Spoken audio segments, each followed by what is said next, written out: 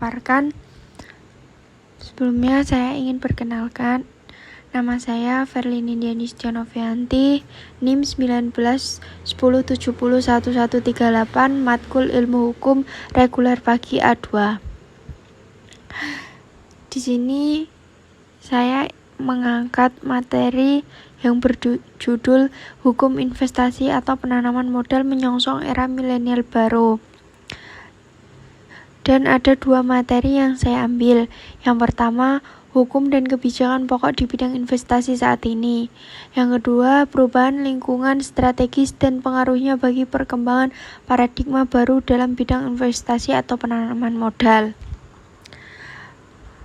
Masuk di penjelasan materi, di sini saya akan menjelaskan materi yang saya ambil pertama.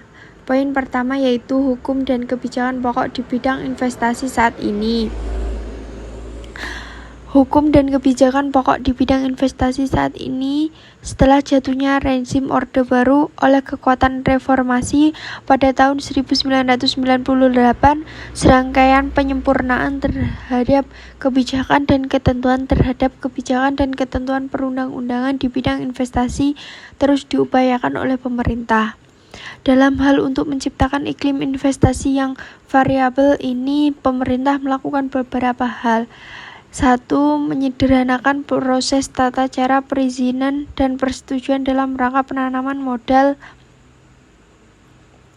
yang artinya hal ini dilakukan dengan melakukan serangkaian peraturan perundang-undangan, diantaranya Kepres nomor 115 tahun 1998 tentang perubahan atas keputusan Presiden nomor 97 tahun 1993 tentang cara penanaman modal.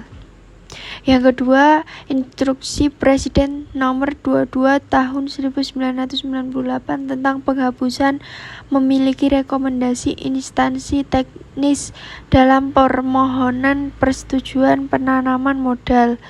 Yang ketiga, Keputusan Menteri Negeri Investasi atau Kepala BKPM nomor 30/SK/1998 tentang pedoman dan tata cara permohonan penanaman modal yang didirikan dalam rangka PMDN dan PMA dan lain-lain.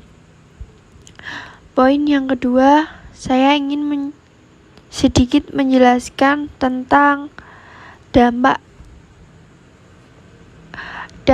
perubahan lingkungan strategis dan pengaruhnya bagi perkembangan paradigma baru dalam investasi atau penanaman modal, dampak negatif dan dampak positifnya.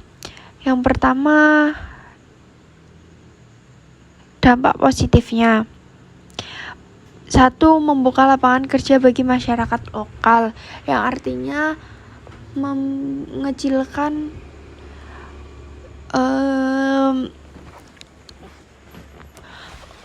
pengangguran atau membuka lapangan pekerjaan yang lebih layak bagi masyarakat luas. Yang kedua, alih teknologi.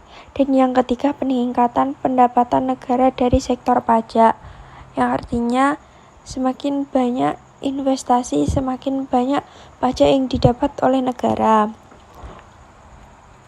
Dan dampak negatifnya, yang pertama adalah terbengkalainya sektor pertanian, yang artinya semakin canggih investasi, semakin terbengkalai sektor pertanian. Yang kedua, kerusakan lingkungan, berkurangnya lahan produktif. Dan yang ketiga, eksplorasi SDA atau sumber daya alam secara berlebihan. Sekian presentasi PPT yang sudah saya buat. Apabila ada kurang atau salah kata, saya mohon maaf yang sedalam-dalamnya. Terima kasih. Wassalamualaikum warahmatullahi wabarakatuh.